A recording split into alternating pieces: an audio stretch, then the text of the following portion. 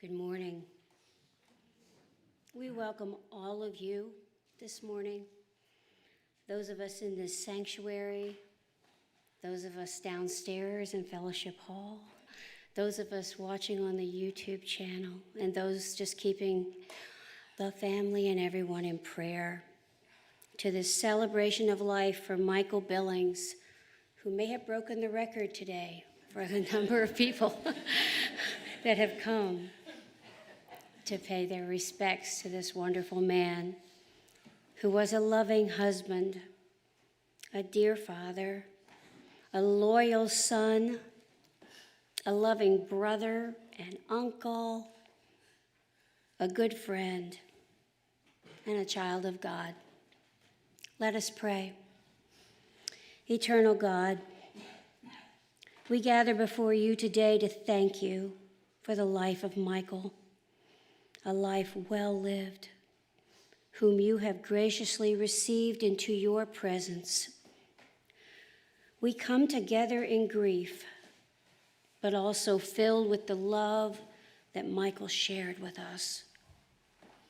Grant us your peace, Lord, and let your light shine upon us, that in pain we may find comfort, in sorrow we may find hope, and in death, resurrection, through Jesus Christ our Lord. Amen. Please rise as you are able. We will sing Amazing Grace, verses 1, 2, 5, and 6, and the words will be up there for you.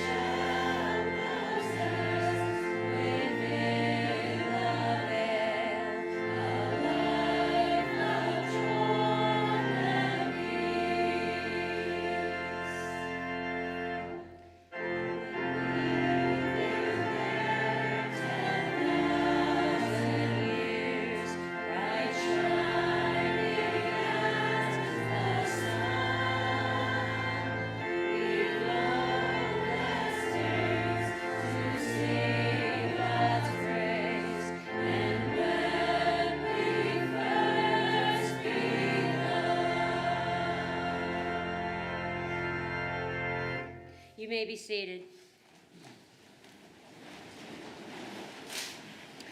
Listen to our Old Testament lesson this morning, a Psalm of David, number 23.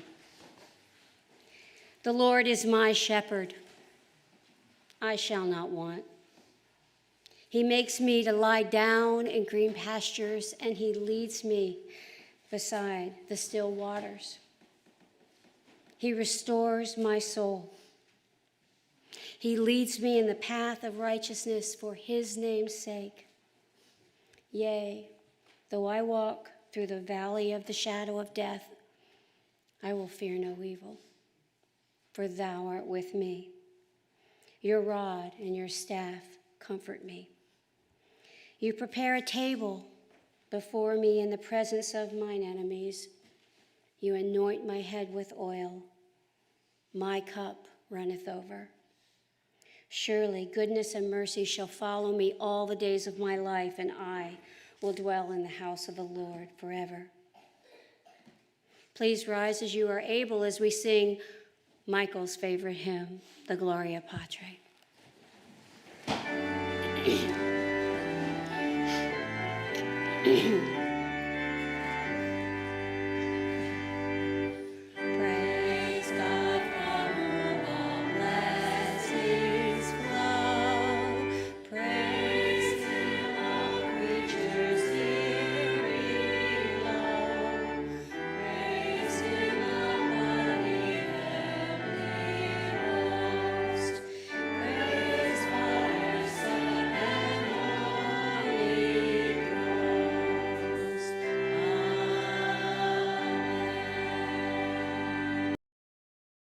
You may be seated. I'd like to start this short meditation with a reading from the New Testament, the Gospel of Matthew, chapter 25, beginning at verse 14. You'll know it as the parable of the talents. For the kingdom of heaven is like a man traveling to a far country who called his own servants and delivered his goods to them. And to one he gave 5 talents, to another 2, and to another 1, each according to his own ability. And immediately he went on a journey. Then he who had received the 5 talents went and traded with them, and he made another 5 talents. And likewise, the man who had received 2 talents received 2 more. But the one who had received only 1 went and dug it in the ground and hid his Lord's money. A parable is really just a simple story that Jesus told. And he told it to illustrate profound truth.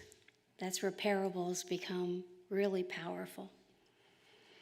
In these stories, Jesus tried to illuminate the kingdom of heaven here on earth to those whose hearts were open.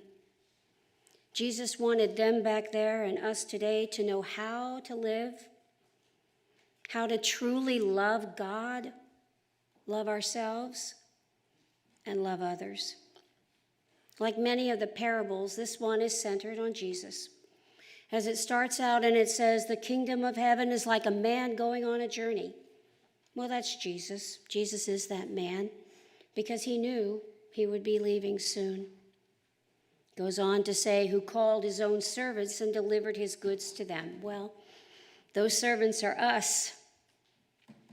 And he delivers his goods to his servants. In this version from the New King James Version, they call those talents. In other versions, they're called bags of gold. Because when Jesus was teaching, he considered his audience at the time, and maybe even today. And he used money as the example. But of course, that was just the example. What's more important is the value of what the master was entrusting to his servants. And that value was immensely high. By today's standards, if you took the simple talents that Jesus was talking about then, it would add up to millions and millions of dollars. Jesus used money to get his attention and ours. However, the meaning of this parable extends far beyond those financial investments, because what Jesus was truly talking about was everything that God gives us as his steward during our lifetime. Our skills, our time, our resources, our money, our energy, our affections, our prayers, our words, our work, our love, everything. Everything. Talent represents our lives and what we do with it, our fruitfulness here on earth. Now the scripture goes on to say that after a long time, the Lord of those servants came back, and he settled accounts with them. So he who had received 5 talents, he came and he brought his other 5 talents, saying, Lord, you delivered to me 5 talents. Look, I have gained 5 more talents beside them. And his Lord said to him, well done, good and faithful servant. You were faithful over a few things. I will make you ruler over many things. Enter into the joy. I love that word. Joy of the Lord. And the man who had received 2 talents came, and he said, Lord, you delivered to me 2 talents. Look, I have gained 2 more besides them. And the Lord said to him, well done, good and faithful servant. You have been faithful over a few things. I will make you ruler over many things. Enter into the joy of the Lord. I don't know whether Michael received 5 talents or 2 talents, and that doesn't really matter. What matters is that Michael didn't hide anything that he was given. He didn't bury what he was given in the ground and protect it, because if you read to the end of the parable, that's what the third man did. He was so afraid that he held on to his gifts tightly, and you can read that on your own, but let's suffice it to say that God was not happy with that solution. Michael gave freely, and everyone in this room and beyond this room experienced it. My family personally, blessed over and over and over again by Michael, and I know that's the same for all of you. In fact, our cup runneth over. I know everyone who knew Michael was blessed beyond belief, right? We were blessed with his friendship, because we all know that Michael never met a stranger. He knew everyone, and everyone knew him. Last year, Kathleen and Michael joined us down on the Outer Banks. And as you know, Michael was an avid fisherman, and every morning before everybody got up at dark 30, Michael would go down. I guess he went. I mean, he did. He wasn't there. And he went down to a favorite fishing hole that, of course, he was able to discern where that was once he got down there. And every day he would fish for the days that he was there. And every day he came back with no fish. But he did come back with lots of friends. We were also blessed by Michael's servant heart, because he found a way to help anyone, didn't he? He would see the need, and he wouldn't just move on. No, he would stop what he was doing. He would turn the truck around and go back to help anyone who needed it. We are blessed by Michael's loving heart. I emphasize that word, because Michael loved, and he loved his family deeply. But what's more is he loved the rest of us too. And the best part is that he loved us right where we're at, warts and all, because we all have them, don't we? And Michael loved us right there. He didn't judge anyone. Michael blessed us with his humor. He had a zest for life, right?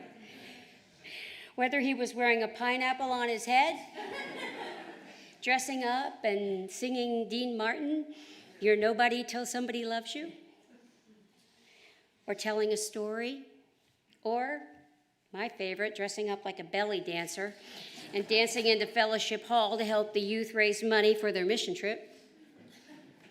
I can make a list. I know all of you can too. Michael brought that zest of life, and it infected all of us.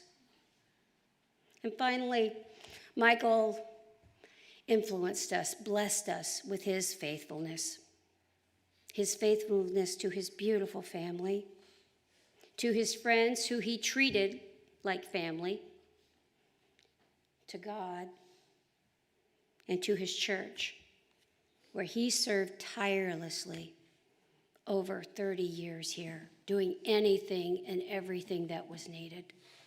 The least important job, Michael was there. The person who maybe didn't speak the loudest, who needed something, Michael heard it. Our cup runneth over.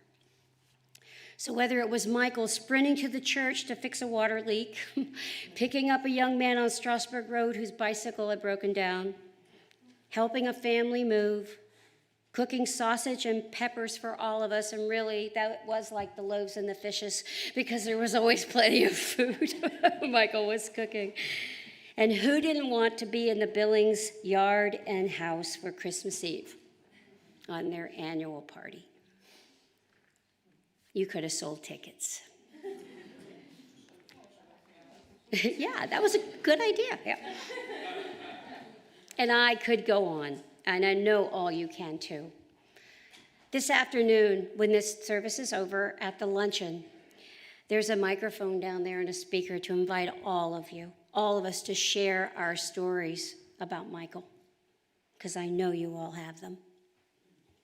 Michael was the man in the parable who shared all the gifts and then some. Weren't we all so lucky to have known Michael, to have had him in our lives, whatever our relationship was to him? Aren't we all so very blessed? And I know this: God is smiling, and his heart is full. And I believe, just as we read in that parable, that God has said to Michael, "Well done, good and faithful servant. You were faithful over a few things, and I will make you ruler over many things. Enter into the joy of the Lord." Amen. Going to have a time of sharing. We'll transition to that now, and I would like to invite Michael's youngest brother, Stephen, to come forward. Stephen, you're welcome to stand here. I can hand you a mic, whatever you would like. You're good. I love it. Love Uncle Stephen.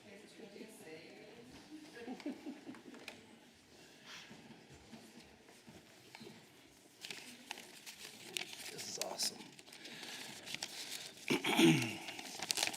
Good afternoon, good morning, however your day is going so far. On behalf of the Billings family and the McAvoy family, we thank you from the bottom of our hearts for being here, for supporting my brother over the years and this past week.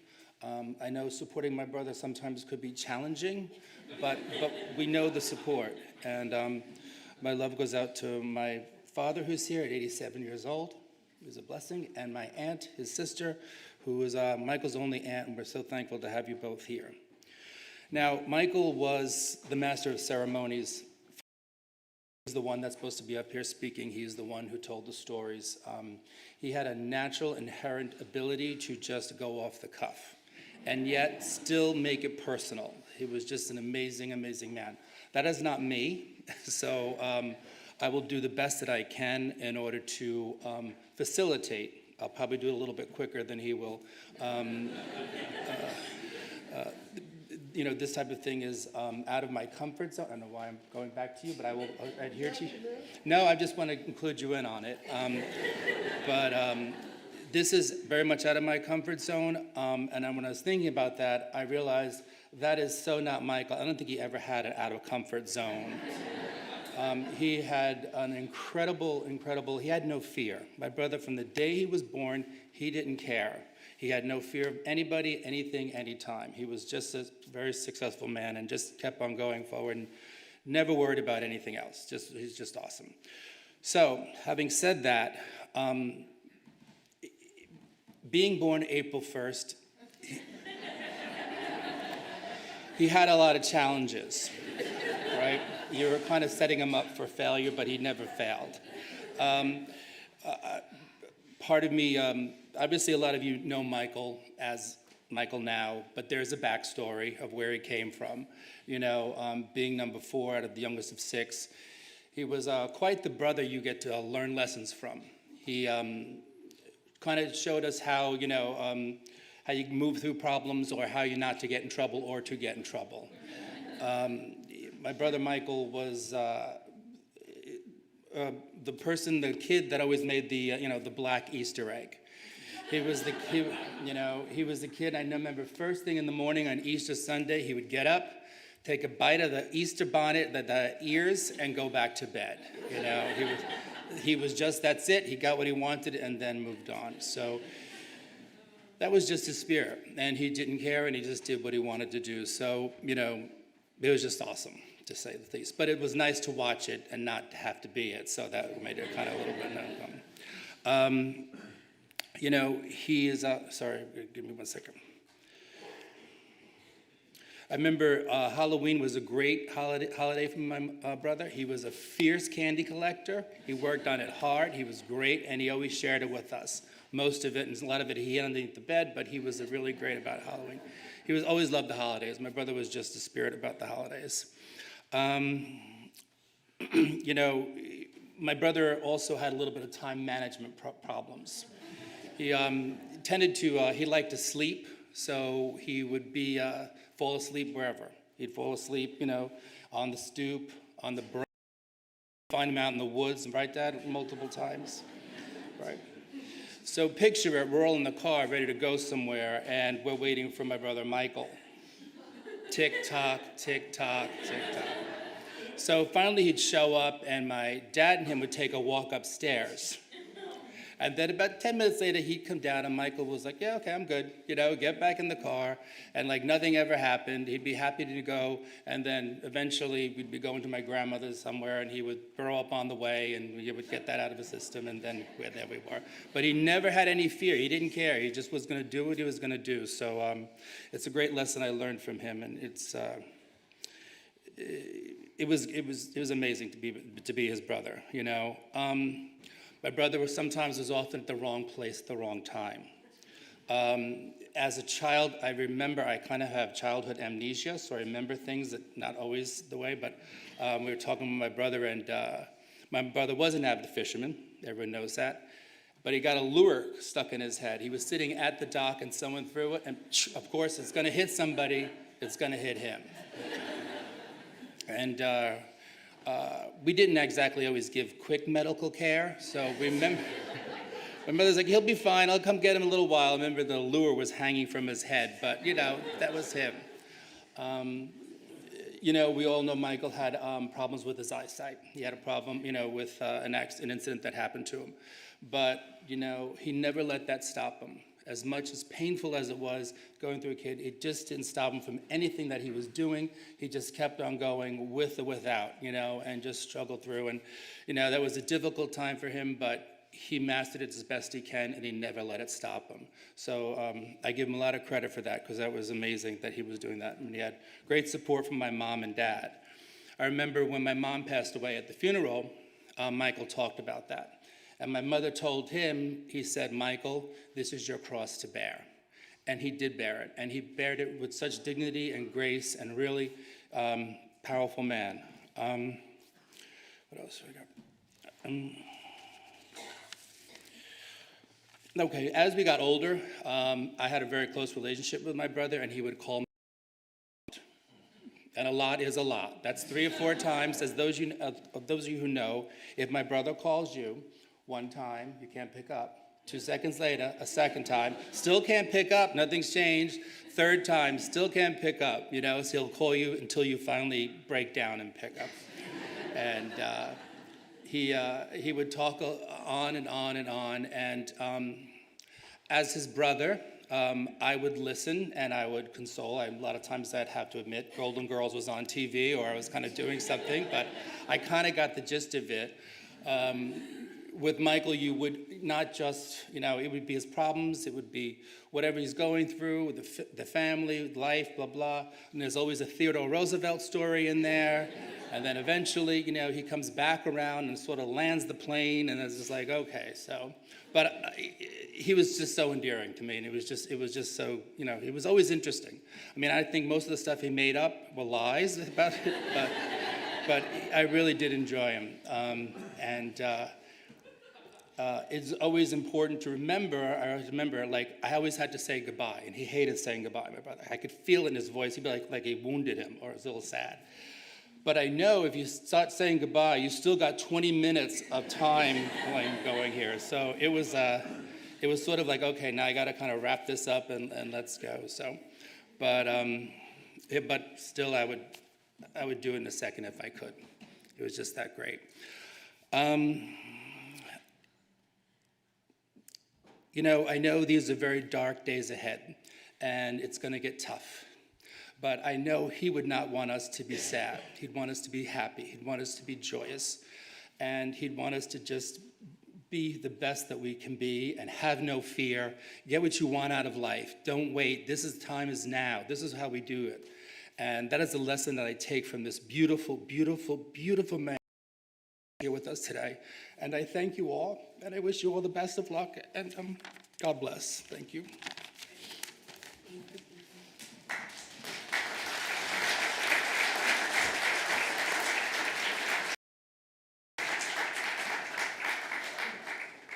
I'd like to invite the Billings children forward. We'll start with Sarah.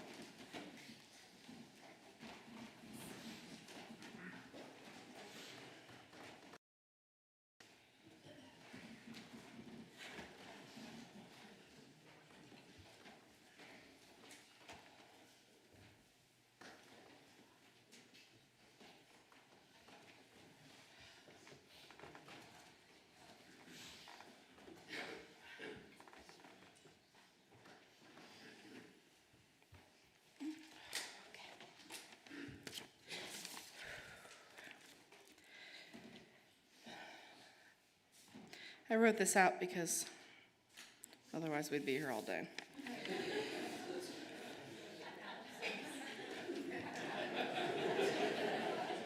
Listen, you still got Mike and Em coming, so bear with me. The cancer that took my father moved like wildfire. His passing was swift and shocking. He was a light that burned brightly, and then, without warning, he went out. And as tragic and traumatic as this has been, his death is not what we're here for. For now, we're going to put our grief aside, because we're here to speak about how my father lived the life of a good and faithful and curious, in every sense of the word, man. Please be present with us as me and my siblings share about him on behalf of ourselves, on behalf of our mother, and on behalf of his beloved father, my grandfather. My dad was very good at eulogies. Truly, he really killed at funerals. It was amazing. People think our weddings are fun, please. The Billings cousins really know what I'm talking about, so. And I'd love to tell you about all the funny things he did. Jackie already mentioned some of them. We're always in sync, no? And a lot of them happened right here at church. Trying to shave his legs, the razor broke. Belly dancer, his friend Tony made a big cutout for him of it. It was horrible. Singing like Dean Martin. Or the time he told us that Aunt Deb was gonna come and replace him for the church dunk tank, and he showed up looking like Mrs. Doubtfire. We had to get rid of our salad bowls.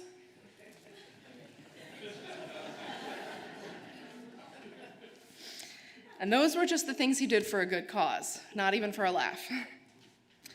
But what I really want to tell you is what was at the very core of this curious soul.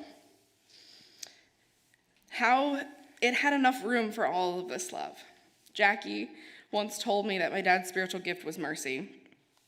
I was like, whatever. Like a teenager, angry, you know. I really didn't know what it meant at the time or how it really described my dad, but over the years I thought about it every time there'd be a controversy and I had to call him for advice. His answer usually ticked me off. And it would always include, well, Sarah, I can understand that person. Every time. It would just infuriate me. And I'd think about how he was considering, this other person and not how I felt, But as I wrestled with what he said, it wouldn't take long for his empathy to just seep right in. And I knew that I also could understand. And that understanding, that empathy, it would just melt whatever bad feelings I had in my heart. And that's why I always called him. So, as my uncle talked about, and as many of you have heard over the years, my dad had a terrible incident when he was a kid. He was like 12 or 13, and he was shot in the eye with a BB gun. And Grandma and Grandpa got him in with a really good surgeon, Dr. Charlie Kelman. And Dr. Kelman was able to save Dad's eye. At the time, Dad was actually his youngest patient. My Uncle Billy told us that last night. And it was pretty miraculous, right? And it was even more so when a few years later he lost much of the sight in his other eye from a disease. So now his BB gun eye, which he almost lost, that was his good eye.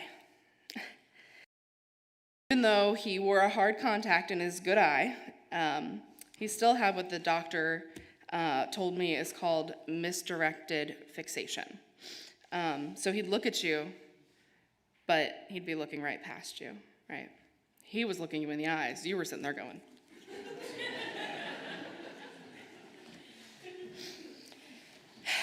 I know this term because a few years back, Dad was in Produce Junction, of course, his favorite place for random veggies, and he spotted a guy in a white coat. Never wanted to miss a connection, he struck up a conversation with Dr. Siepser, also a New Yorker living in this area, who miraculously knew Dr. Kelman, the man who had saved Dad's eye all those years ago. Dr. Siepser checked out Dad's eye right there and said, "I think I can help you." You see, this man who Dad randomly approached in Produce Junction is the man who developed the Siepser sliding knot. It is not a fly fishing reference, but of course, excited about that connection. The procedure that could free my dad from wearing a hard contact and free my mom from hearing, "Kath, I lost my lens," every morning at 7 a.m., which is how I woke up every morning. Long story short, Dad had the surgery, and for the last year of his life, he didn't wear a hard contact. And he looked me right in the eyes. In fact, last week, when he and I were lost for words, that's all we did. And what was really amazing to me was that when Dad was going through this surgery last year, he started telling us a lot more of the story of what happened. And he talked about how bad it was. I really didn't understand how bad it was, and how scary it was. And he told me about the boy who did it. And it wasn't the only time that this child had had his hand in a terrible accident. And then he told me something that will stick with me forever. And he told me it's a secret, but too bad.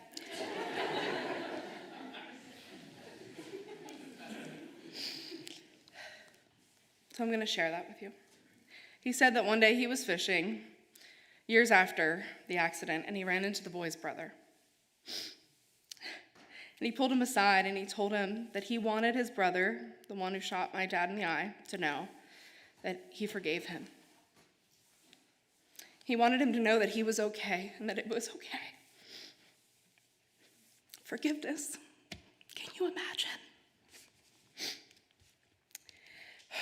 He didn't want anyone to know this, especially his protective brothers and his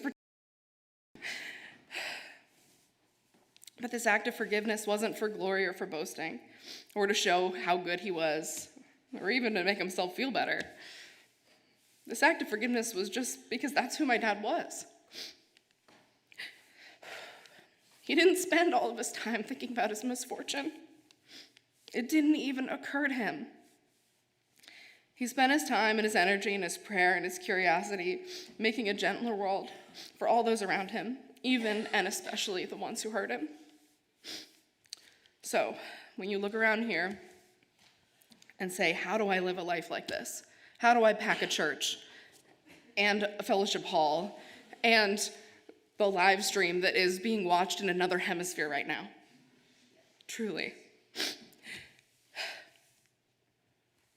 How do I be more like Mike, like Mr. B, more like Dad? Here's my answer. Forgive. Those silly things that someone said and changed the course of a friendship, those hurts you hold in your heart, just forgive them. Because if you want to live a life like my dad, if you want to know 1,000,001 things that may or may not be true, and love at least as many people, if you want a life like that, where at the end, there's enough room for a standing room only church and a live stream, you need to make room for the love. Forgive. I love you, Dad. Thank you.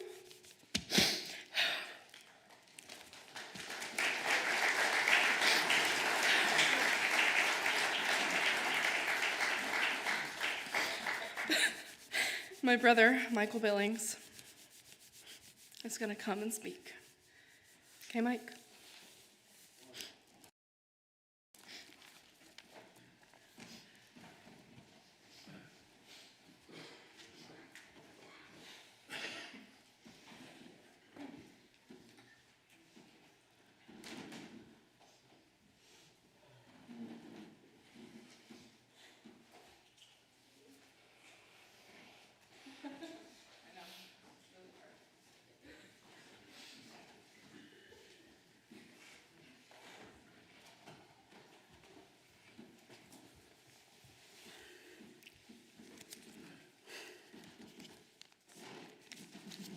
There's a lot of people here. I've been facing this way. I've been sitting. Kind of forgot. What's up, Dave? Oh boy. I'm gonna try and get through this. We did just little things to talk about, but we should have probably wrote it out, Dave.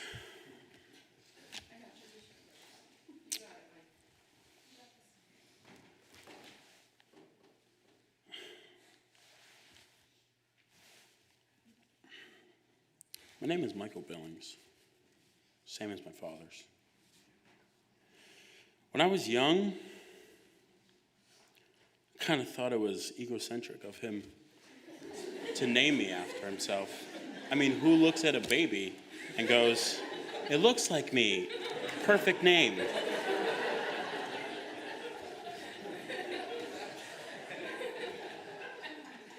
Growing up, we'd always get confused when Mom called up, "Michael!"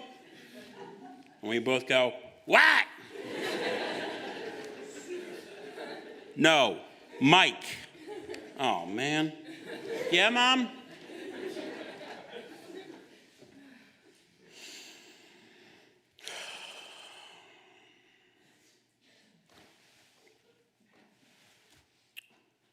That name, though, as so many of you know. I can't tell you how many times that name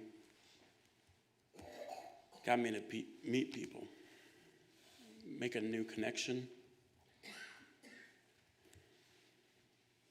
How many times that name would get me work and get me out of trouble.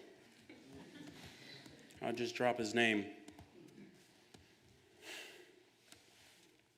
I'd tell them my name, and they would automatically think of him and tell me how great of a man he was.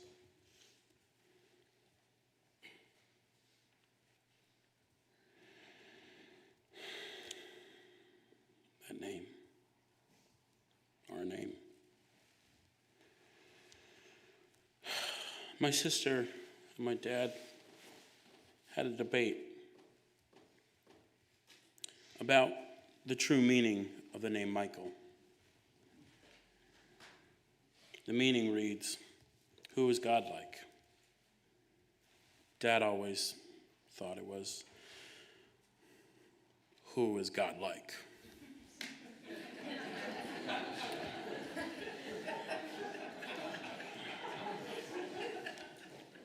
But Sarah proposed it as a question. something that I never really thought of. Who is like God?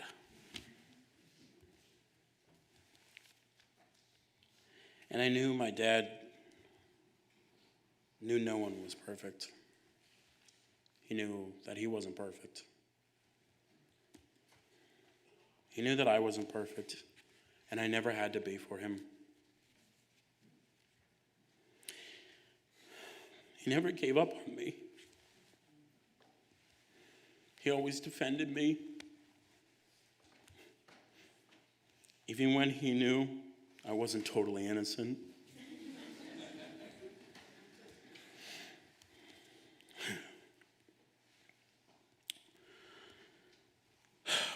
Like the time at the comic book store.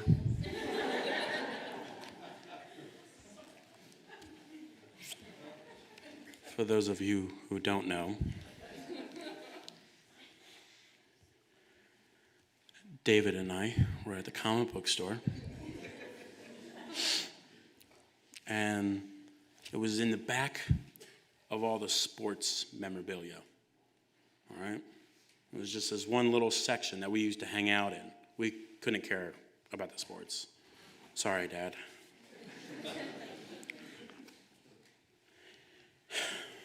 Well, the guy who ran the sports section, he would always complain, and he didn't like us because we would just hang out, look at the comic books. He came up to us one day, and we were, looking at the comic books, and he got mad and said we had to leave the store because we were reading before we bought them. And I told him, wouldn't you look at a card, like a baseball card or a glove or something before you buy it? I want to know if the pictures are good, I want to read a couple of the words. What if it sucks,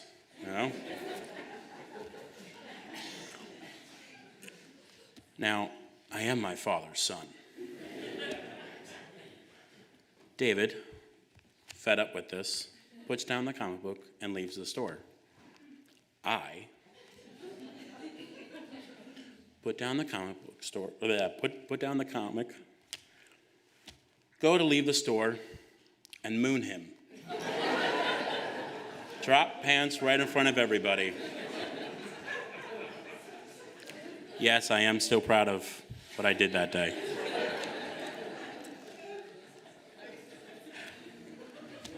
My dad comes into the story when David and I run to the grocery store where my dad is. We tell him what's going on, and without question, he storms over there with us. Now, when he goes in to talk to this man, there is a man with, I don't know, he must have been in a horrible accident. I don't know what was wrong with him, but his leg was broken, his arms were broken, his neck was broken, he's in a wheelchair, and he's right here, Dad's right here, the man's right here, and he's screaming. He's screaming in this guy's face, "These are good boys! You see these boys? These are good boys. Do you know how much money I spend in here on these freaking comic books? These are good boys." Meanwhile, David and I were outside. Sorry, shouldn't have done that in church. Sorry, Mrs. Gunther.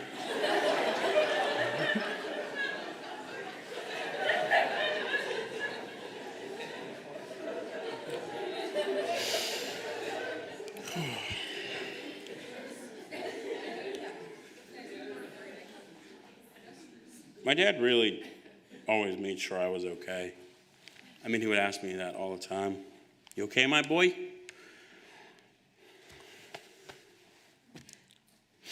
"Yeah, Dad, I'm all right. And I'm going to be okay."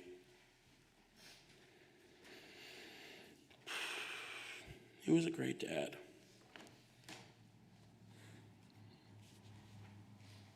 I know he was a great friend to a lot of you, but he was an even better dad. He really was meant to be one.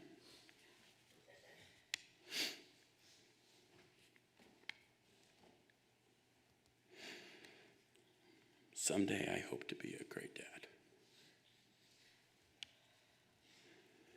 I'm not naming my kid Michael.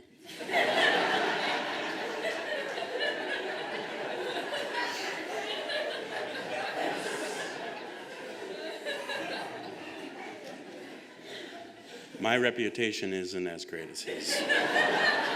I won't do that to the kid.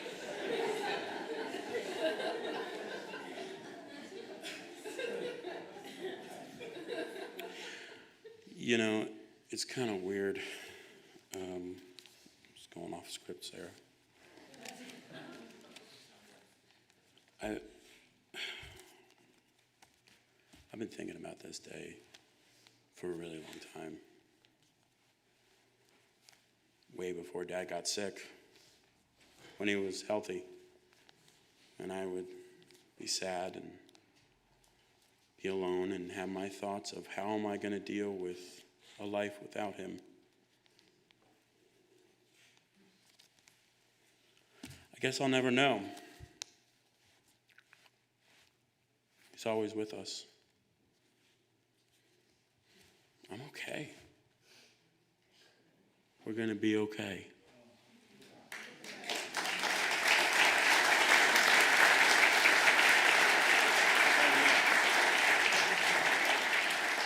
Emmy's next.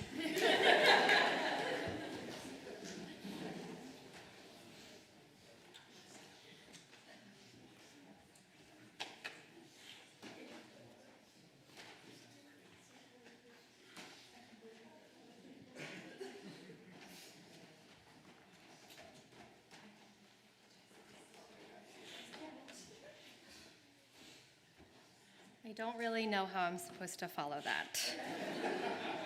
Leave it to my siblings, my sister's long-windedness, and my brother's profound storytelling.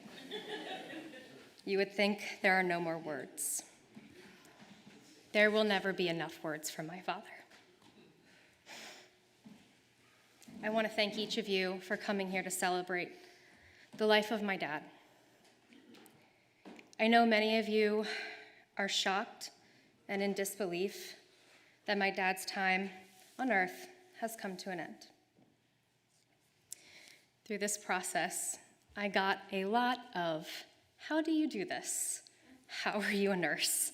How do you deal with death all the time? For me, it was a privilege to understand what was happening to my dad.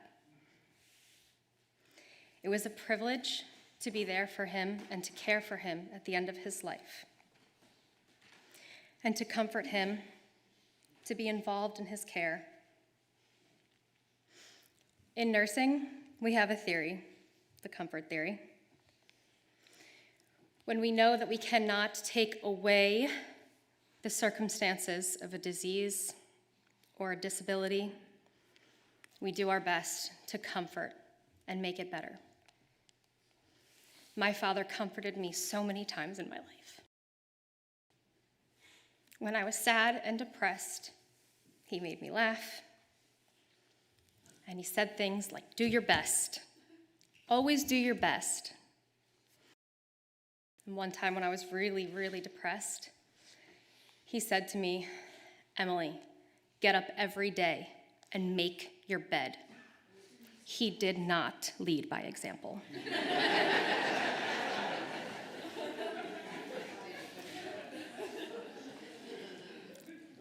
And he would say, have faith, my Emma, have faith. He gave me his faith. I hope it brings all of you great comfort to know that my father's death was as beautiful as his life. We spent an entire day reading many of your stories to him, and even though he wasn't talking back, I'm sure he was soaking up the attention.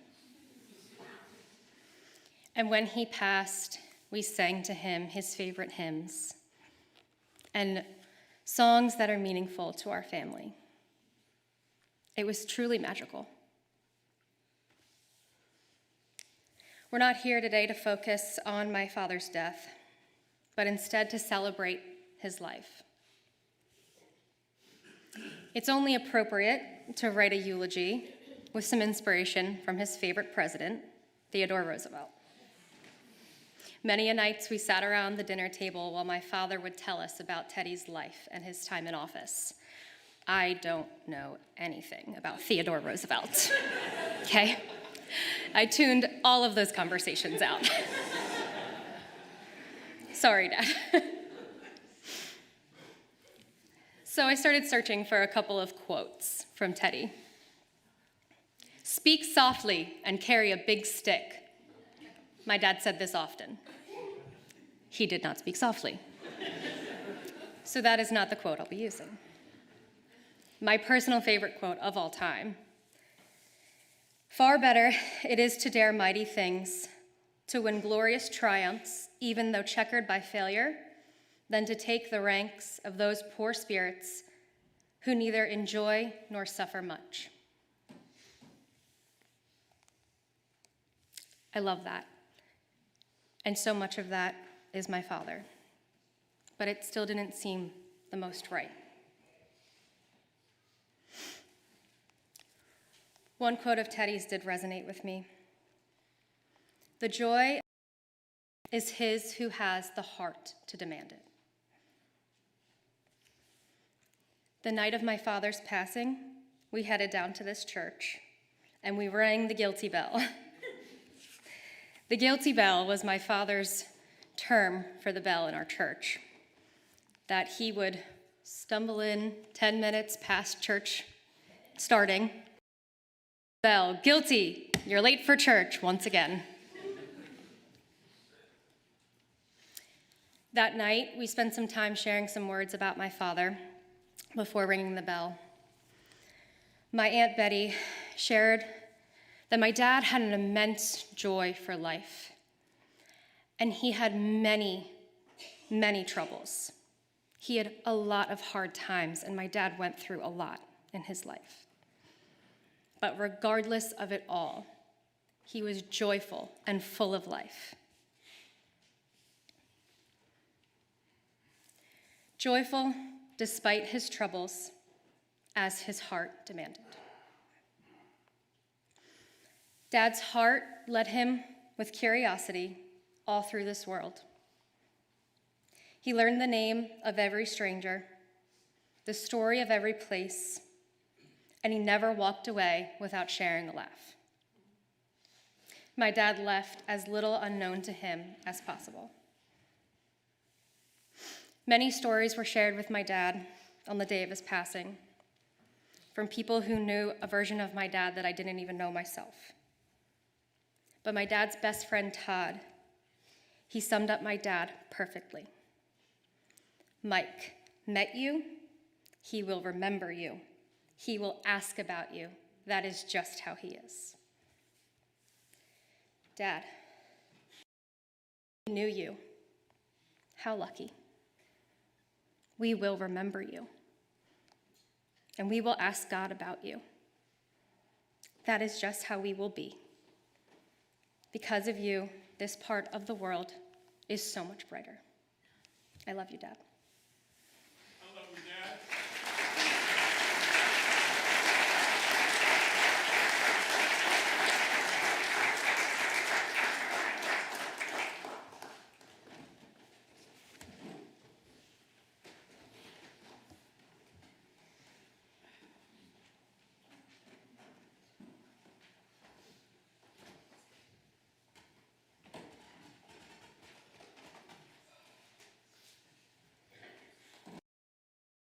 Please enjoy this tribute to Michael through pictures there and there.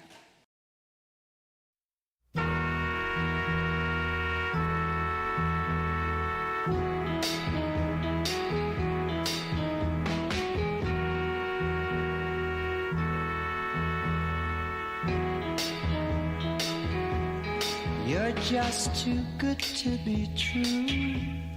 Can't take my eyes off of you.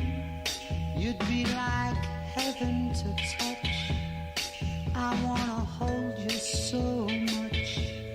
At long last, love has arrived, and I thank God I'm alive. You're just too good to be true. can't take my eyes off you.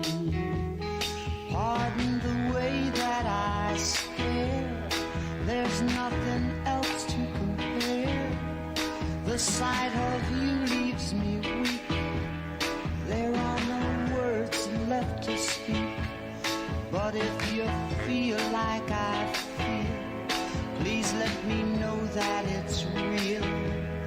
You're just too good to be true. Can't take my eyes off you.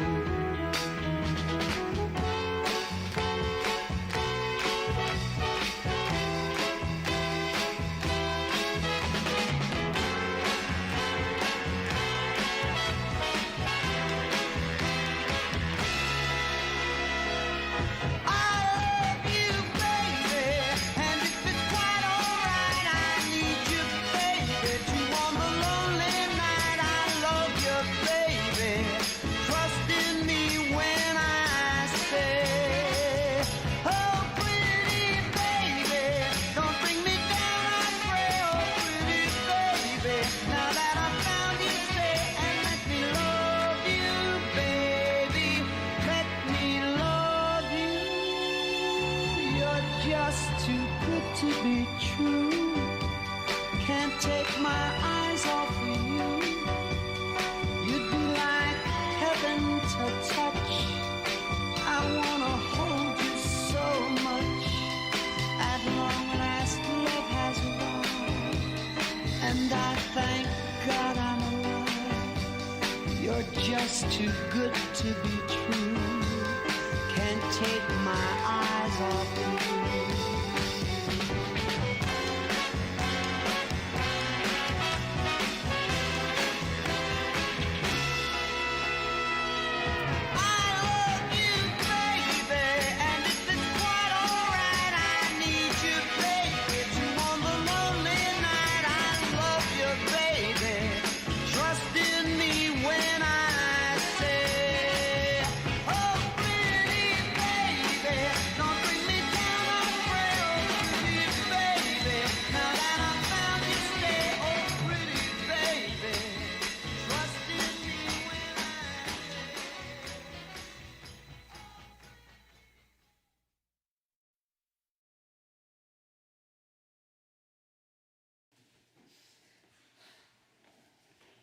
Please join me in the prayer that Jesus taught. Our Father, which art in heaven, hallowed be thy name.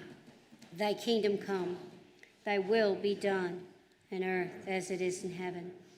Give us this day our daily bread, and forgive us our trespasses, as we forgive those that trespass against us. And lead us not into temptation, but deliver us from evil. For thine is the kingdom and the power and the glory forever. Our final hymn this morning from Isaiah chapter 6, Here I Am, Lord. In that verse we hear the voice of the Lord saying, Whom shall I send, and who will go for us? And Isaiah says, Here I am, send me. And Michael said, Send me. He set that bar high.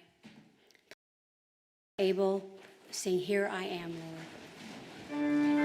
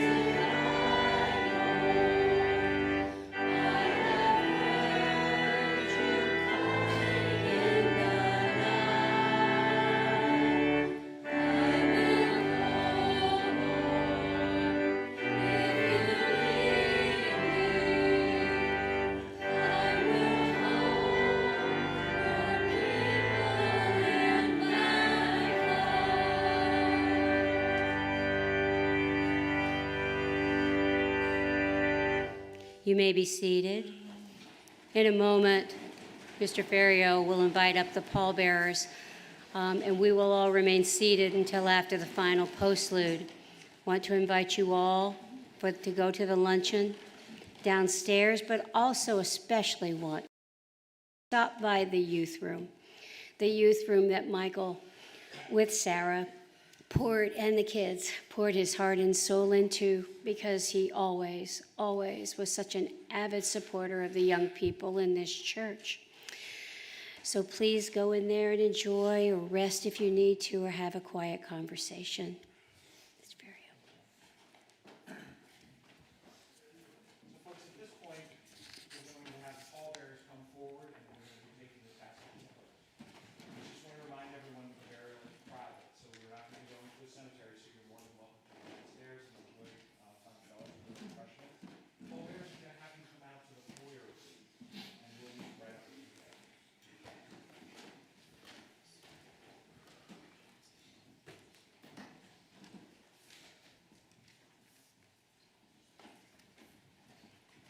Into your hands, O merciful Savior, we commend your servant Michael. Receive him into the arms of your mercy, into the blessed rest of everlasting peace, and into the glorious company of the saints of light. Amen.